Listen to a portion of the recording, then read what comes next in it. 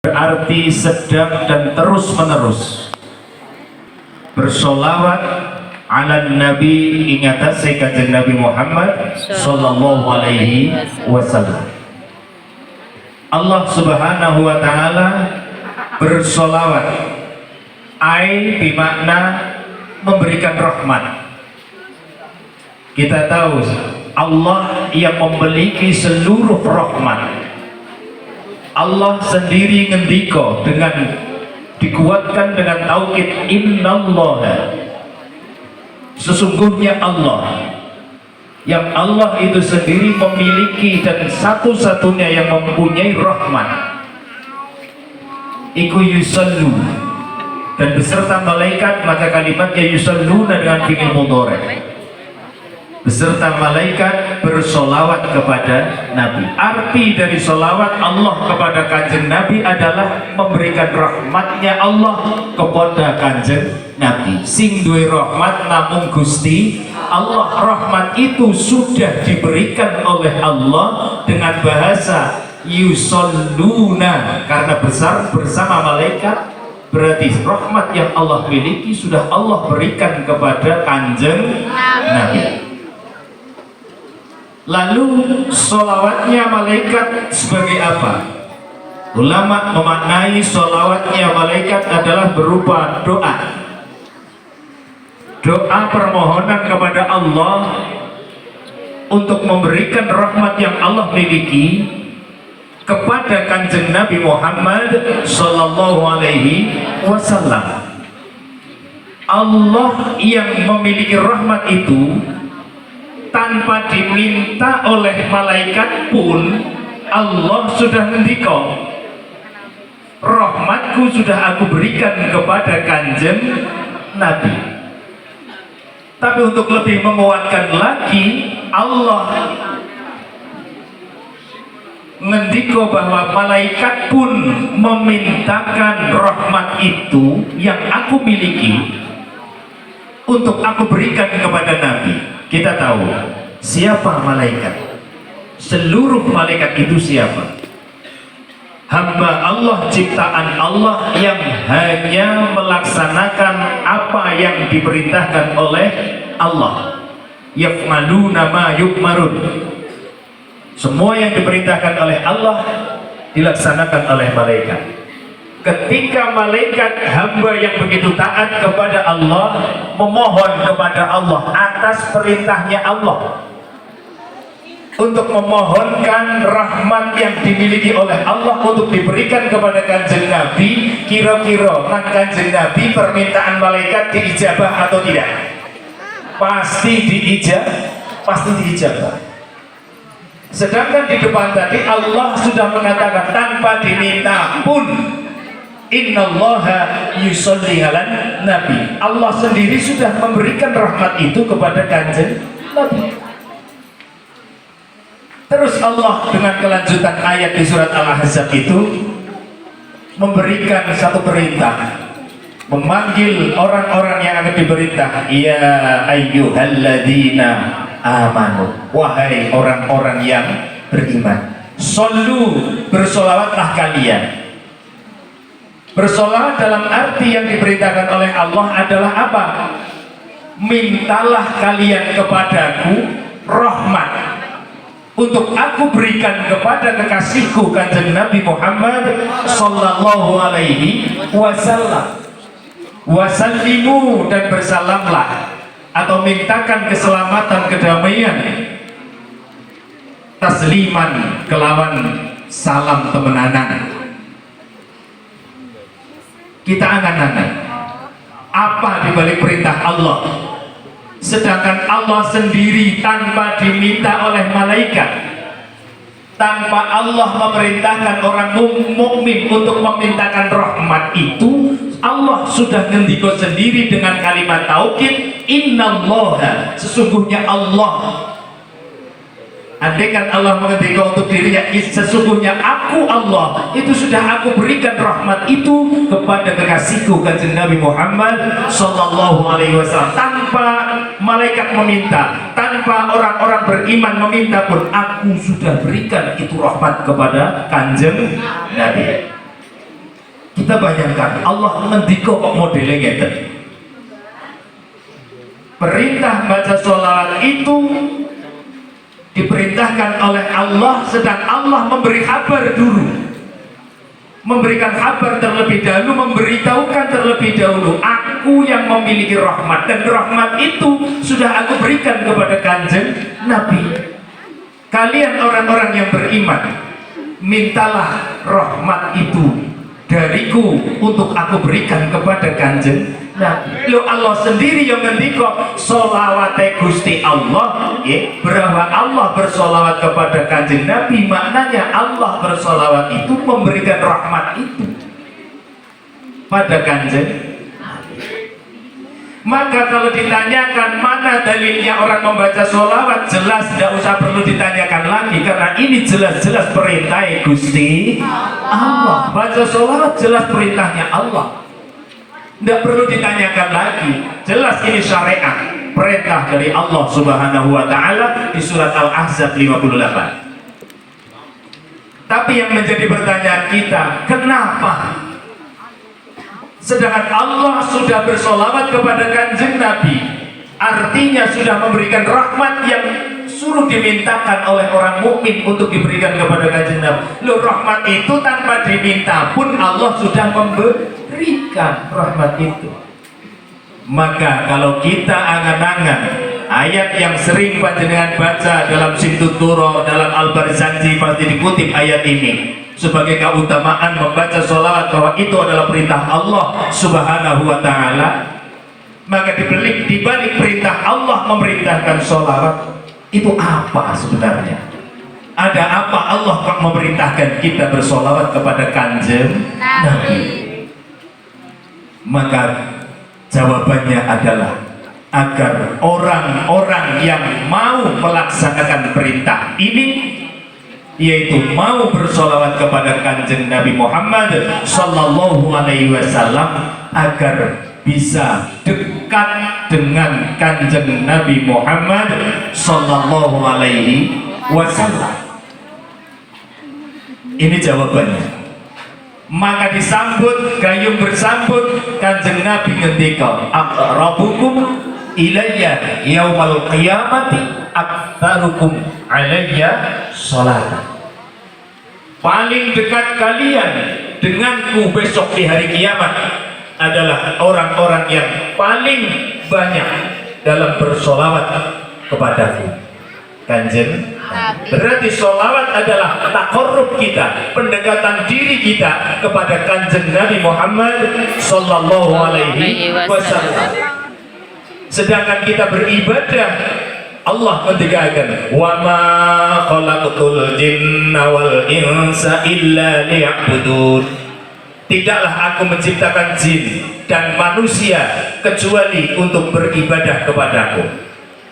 Apa arti ibadah? Menghamba. Apa? Menghamba.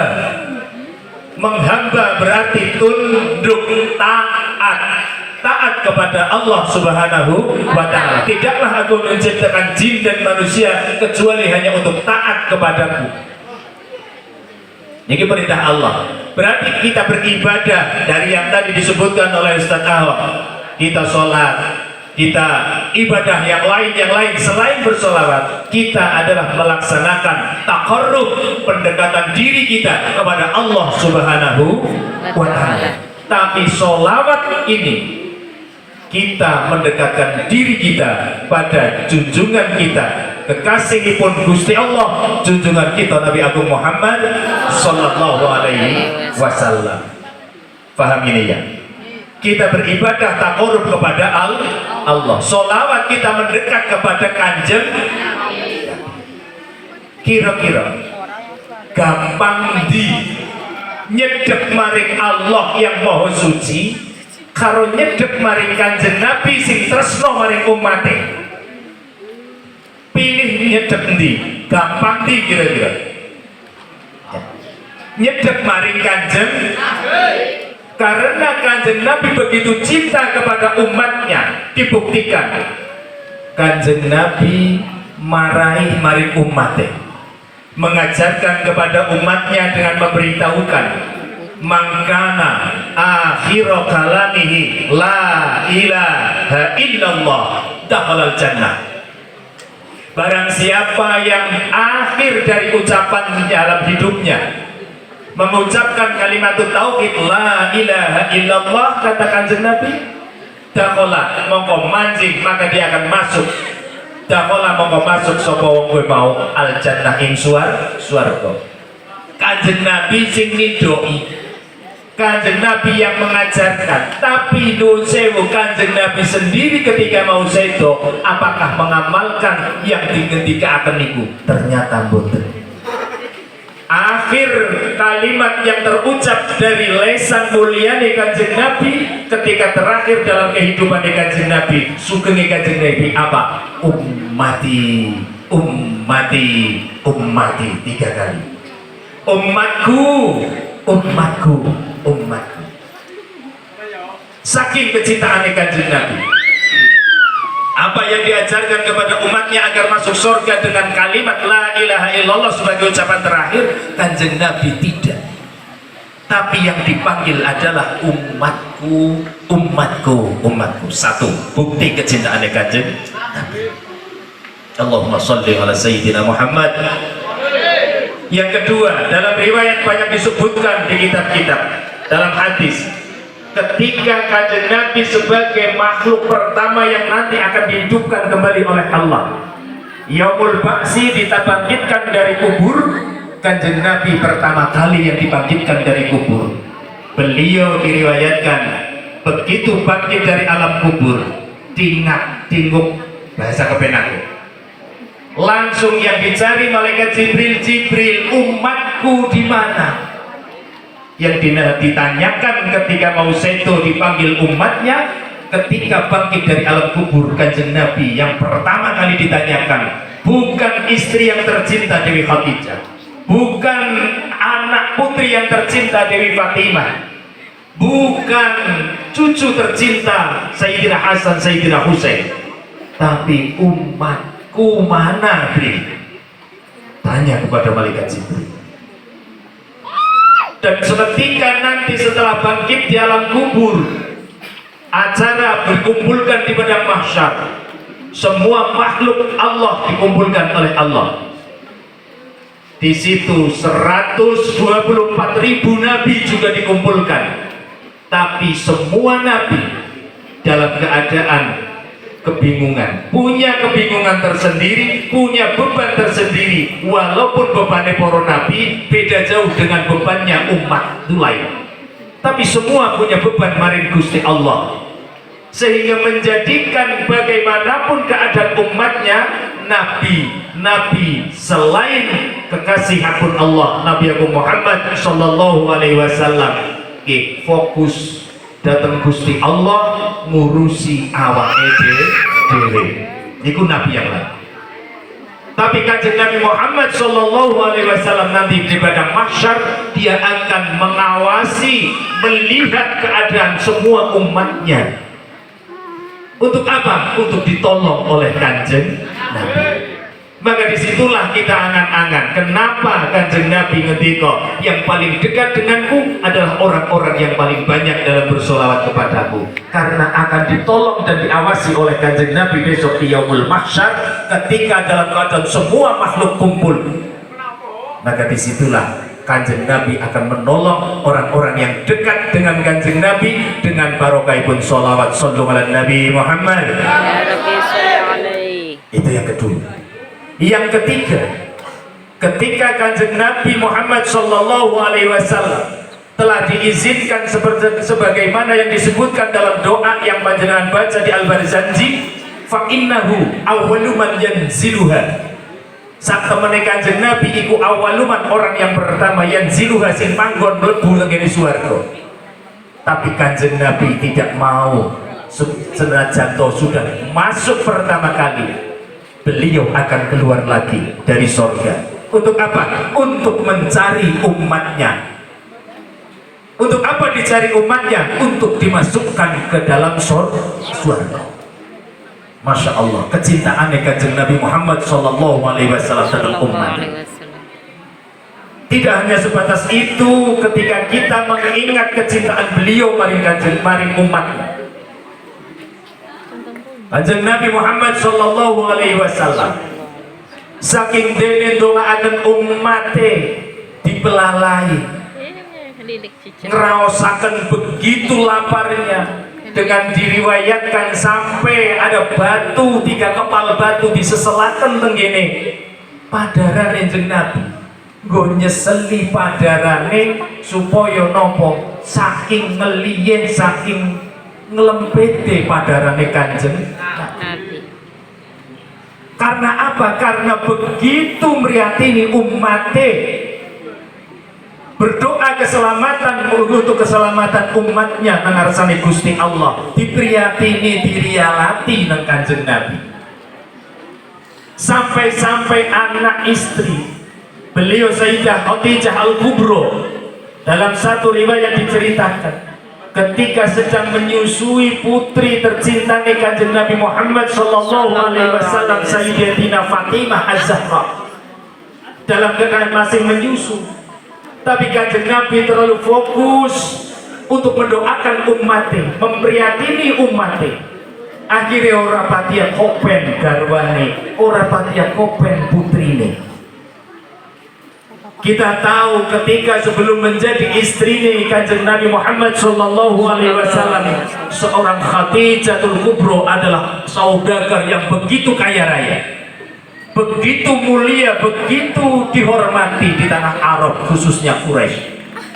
Tapi begitu menjadi istri Nabi, berjuang untuk kemaslahatan dan perjuangan kanjeng Nabi demi umatnya, habis semuanya hartane kanjeng. Nah, kita bayangkan seorang saudagar yang begitu miliarder nganti entek hartane sampai seperti apa, coba kita bayangkan kehabisan hartane Dewi Khadijah nganti tekan badai dahar, seorang ibu yang sedang menyusui putri orang paling mulia di hadapan Allah, putri kanjeng Nabi Muhammad sallallahu alaihi wasallam, yaitu ketika kecilnya Sayyidatina Fatimah Az-Zahra itu menyusui Dewi Khadijah. Dalam menyusui Dewi Fatimah, yang keluar bukanlah air susu, bukan ASI yang keluar, karena begitu kurangnya asupan daharane Dewi Khadijah. Saking dene nggak mau merepotkan sang suami, karena tahu sang suami adalah Nabi akhir zaman yang begitu cinta kepada umatnya, setiap hari mendoakan dan memprihatini umatnya, sehingga tidak begitu sempat untuk ngopeni ingkang garwa. Sehingga Dewi Khadijah dengan dukung perjuangan kanjeng Nabi itu nganti dahar lemah. Sallu ala Nabi Muhammad. Saking dene demi untuk putri kanjeng Nabi, tapi karena memang lemah orang logisine dalam posisi menyusui seorang putri, akhirnya sing disusu Dewi Fatimah yang mulia. Saking Dewi Khadijah bukanlah air susu tapi darah. Sallallahu alaihi Nabi Muhammad. Kecintaan kanjeng Nabi kepada umatnya sampai seperti itu. Kita bayangkan, maka kanjeng Nabi yang sudah begitu cinta pada umatnya, Allah Subhanahu wa ta'ala memerintahkan, dekati kekasihku, kalian akan menjadi kekasih-kekasihku itu.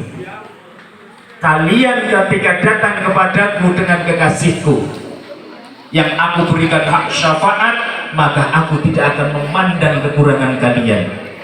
Tidak aku pandang kekurangan kalian dalam beribadah kepadaku. Tidak aku pandang dosa-dosa kalian kepadaku, asal kalian dekat dengan kekasihku. Nanti diiyakan pengendikan Gusti Allah seperti itu. Apa kanjeng Nabi ngendika? Syafaati li ahlil kabairi min ummati. Syafaatku aku sediakan, pertolonganku aku sediakan, aku cawisi untuk siapa? Li ahlil kabair, bagi orang-orang yang mempunyai dosa besar min ummati, dari umat ingsun. Saking cintane Kanjeng Nabi, wong sing duwe dosa gede malah disediani pertolongan nang Kanjeng Nabi dengan syafaat Kanjeng Nabi. Maka kurang apa kecintaan Kanjeng Nabi kepada umatnya? Tinggal kita untuk mengimbangi kecintaan itu. Tidak lain kita untuk banyak membaca sholawat, dan itu perintah dari Allah Subhanahu wa Ta'ala. Jadikan sholawat yang kalian baca, yang kita baca, sebagai rasa mahabbah, menumbuhkan rasa mahabbah atau ungkapan rasa mahabbah kecintaan kita kepada Kanjeng Nabi Muhammad Sallallahu Alaihi Wasallam. Ketika dengan sholawat itu sebagai rasa mahabbah, sebagai bukti mahabbah kita kepada Kanjeng Nabi saja kita tidak mau, bagaimana dengan kita untuk berkorban untuk Kanjeng Nabi? Paham ya? Saya ulangi, ketika dengan sholawat yang hanya dengan modal yang sudah diberikan oleh Allah berupa lesan yang bisa mengucapkan Allahumma sholli wa sallim ala Sayyidina Muhammad, itu saja kalian berat sebagai wujud ungkapan cinta kepada Rasul kalian, apalagi kalau kalian dituntut untuk membuktikan kecintaan kalian dengan mengorbankan nyawa, dengan mengorbankan harta ataupun yang lainnya, sebagaimana wujud kecintaan orang-orang yang hidup bersama dengan Kanjeng Nabi, yaitu sahabat. Mereka toh nyawa, toh harta, dan toh keluarga demi cintane maring Kanjeng Nabi Muhammad Sallallahu Alaihi Wasallam. Kita yang dibageni kurkon modal lambe wis dimodali nang Allah, suara sudah dimodali oleh Allah, kon ngucapno kalimat sholawat untuk Kanjeng Nabi sebagai wujud cinta kalian kepada Kanjeng Nabi, kok abot? Bagaimana kalau kita sampai dituntut untuk sebagai cinta kita, kok kon nanti mengorbankan nyawa? Pun kita bayangkan, beja-bejane jenengan kula diuripke karo Gusti Allah nang akhir zaman sing ora menangi Kanjeng Nabi. Kita bayangkan nek jenengan kula urip karo Kanjeng Nabi, kira-kira dituntut kon melu berjuang karo Kanjeng Nabi sing toh pati, kira-kira siap apa mlayu gas-gasi derek.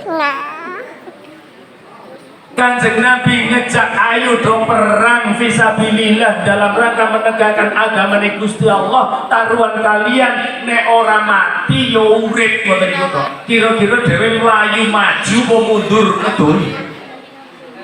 Toh pati.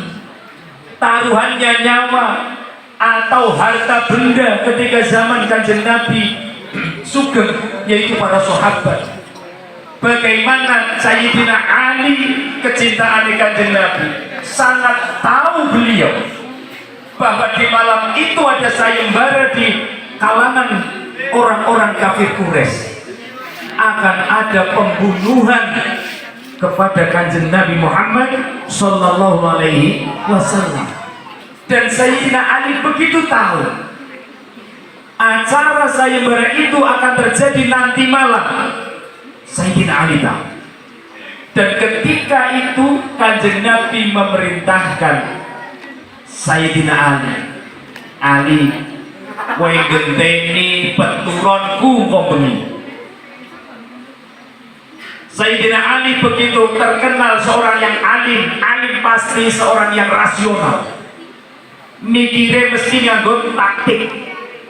Dan begitu tahu, pasti tahu resiko yang disandang ketika melaksanani oposisi didhawuhi Kanjeng Nabi, kon genteni turu sare nang singgosare Kanjeng Nabi yang nanti malam akan ada sayembara pembunuhan maring Kanjeng Nabi nang daleme Kanjeng Nabi dikepung. Taruhannya hanya satu, nyawa.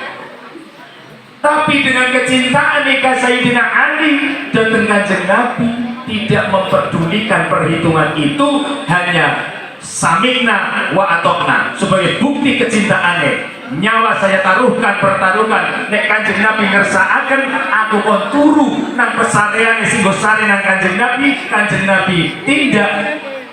dan malam itu akan terjadi pembunuhan dari kafir Quraisy, saya siap. Ini Sayyidina Ali. Kita bayangkan bagaimana toh patine toh nyawane para sahabat. Kita bayangkan kita yang hidup di saat itu, kira-kira awake dhewe niku melu kelompok wong sing iman derek Kanjeng Nabi, apa kira-kira luwih enteng melu Abu Jahal Abu Lahab wae kira-kira. Allah karim. Maka syukuri kita sebagai hidup di akhir zaman sing wis ora menangi Kanjeng Nabi, tapi mendapatkan apresiasi dari Kanjeng Nabi. Para sahabat pernah menanyakan satu hal, Kanjeng Nabi, apakah ada golongan di antara umatmu yang lebih utama dari kita sahabat yang hidup bersama kalian panjenengan? Jawab Kanjeng Nabi, apa? Ada, wahai sahabat. Loh, onten Kanjeng Nabi, ada yang lebih utama dari kalian, lebih mulia dari kalian. Kanjeng Nabi sendiri. Sinten niku Kanjeng Nabi? Ini adalah golongan umatku yang hidup nanti di akhir zaman. Tidak pernah melihat wajahku, tidak pernah hidup bareng bersamaku, tidak pernah melihat kebaikanku, tapi mereka begitu cinta kepadaku. Belum pernah mendengar suaraku, tapi begitu cinta kepadaku. Mereka lebih utama dan lebih mulia dari kalian semua, dan lebih aku cintai mereka itu. Semoga kita yang hidup di akhir zaman digolongkan oleh Allah Subhanahu wa Ta'ala, diberikan anugerah oleh Allah Subhanahu wa Ta'ala dalam hati kita, rasa cinta kita kepada junjungan kita, kekasih pun Gusti Allah Nabi Muhammad sallallahu alaihi wasallam, yang akan masukkan golongan yuhsyarul mar'u ma'a man ahabba. Kanjeng Nabi sing ngendika nalika khutbah Jumat ngomentari orang Badui sing takon ndremil Kanjeng Nabi sawet khutbah Jumat. Kanjeng Nabi ditakoni nang wong Badui, Kanjeng Nabi jane kiamat kapan? Begitu bijaksana Kanjeng Nabi ngertos niku tiyang Badui, orang pedalaman yang belum begitu paham tentang adab tata krama dan sebagainya. Kanjeng Nabi sedang khutbah, berhenti khutbah, jawab bisit pertanyaane Badui. Subhanallah, Gusti Kanjeng Nabi seperti itu akhlaknya. Akhirnya dijawab, apa yang sudah engkau persiapkan untuk kiamat, wahai si penanya? Si penanya pun akhirnya menjawab balik, saya tidak mempersiapkan, saya tidak mempunyai sholat yang banyak, tidak. Saya tidak mempunyai amal yang banyak, tidak, Nabi. Tapi ini uhibbuka, ning kula niki tresna jenengan Nabi. Aku cinta dateng panjenengan Nabi. Kanjeng Nabi lajeng ngendika, yuhsyarul mar'u ma'aman ahabba. Dikumpulkan orang itu nanti dengan orang yang dicintai. Sing dimaksud cinta maring Kanjeng Nabi. Ketika kita tumbuhkan rasa cinta kita kepada Kanjeng Nabi, kita berharap ditumbuhkan itu dan kita akan dikumpulkan dengan Kanjeng Nabi Muhammad sallallahu alaihi wasallam. Kanjeng Nabi ngendika, man ahabbani kana ma'i fil jannah. Allah lagi ketiga dengan kalimat yang begitu indah dan begitu penuh makna. Man utawi sapane wong iku kana ono sapa man, iku kana ono sapa man iku ahabbani, nggih. Man ahabbani, man utawi sapane wong iku ahabbani, cinta sapa wong kowe mau kepada ingsun, kana mongko wis ana cara Kiai Sepuh Limanani. Mongko wis ana wong kowe mau ma'i bareng sartane ingsun fil jannati ing dalam swarga. Barang siapa yang mencintaiku, maka orang itu sudah ada bersamaku di sorga. Tapi kenyataannya kita belum di sorga. Kanjeng Nabi ngendika kana ma'i fil jannah, wis ana. Berarti dengan makna apa? Dikandung maksud barang siapa yang mencintai Kanjeng Nabi, man ahabbani, yang mencintaiku, karena pasti barang sing nang Kanjeng Nabi nganggo pingil mati tapi faktane urung keleksanan, berarti maknane pasti Sallu ala Nabi Muhammad. Semoga sholawat yang kita baca dengan bacaan yang kita perbanyak, karena Kanjeng Nabi ngendika, ya, aqrabukum ilayya yaumil qiyamah aktsarukum alayya sholatan. Ketika event kita baca sholawat, setelah kita baca sholawat masih banyak waktu lagi, ya, di samping waktu-waktu yang kita berhadapan seperti ini, ya, perbanyak sholawat dimanapun, kapanpun, dalam keadaan apapun, kita banyak bersolawat maring Kanjeng Nabi Muhammad Sallallahu Alaihi Wasallam. Karena umur kita terbatas, Kanjeng Nabi ngendika sing paling akeh sholawatnya sing paling perek cedek dekat denganku. Semoga kita diberikan waktu yang bisa kita warnai untuk banyak ketumpul dengan sholawat maring Kanjeng Nabi Muhammad Sallallahu Alaihi Wasallam. Tidak hanya ketika kita sedang rebahan saja. Nek rebahan rampung, sing nganggo lagu sholawat rampung, garing nganggo sholawat, sing ora kudu nganggo direbanani, juga itu waktu yang digunakan untuk kita memperbanyak sholawat. Karena Kanjeng Nabi ukurannya sing akeh pira akeh. Angger ana sing 1000 ngarani akeh, takon maning sampean pira? Ku aku 2000. Yo sing luwih perak sing 2000.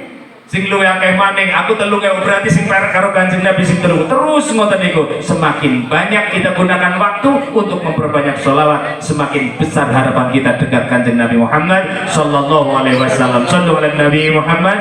Sedaya pangapunten kekirangan saking kawula kiyamat, saking cupetipun pengertosan, semua kebaikan saking ngarsanipun Gusti Allah. Wallahul muwaffiq ila aqwamit thoriq. Assalamualaikum warahmatullahi wabarakatuh. Waalaikumsalam warahmatullahi wabarakatuh.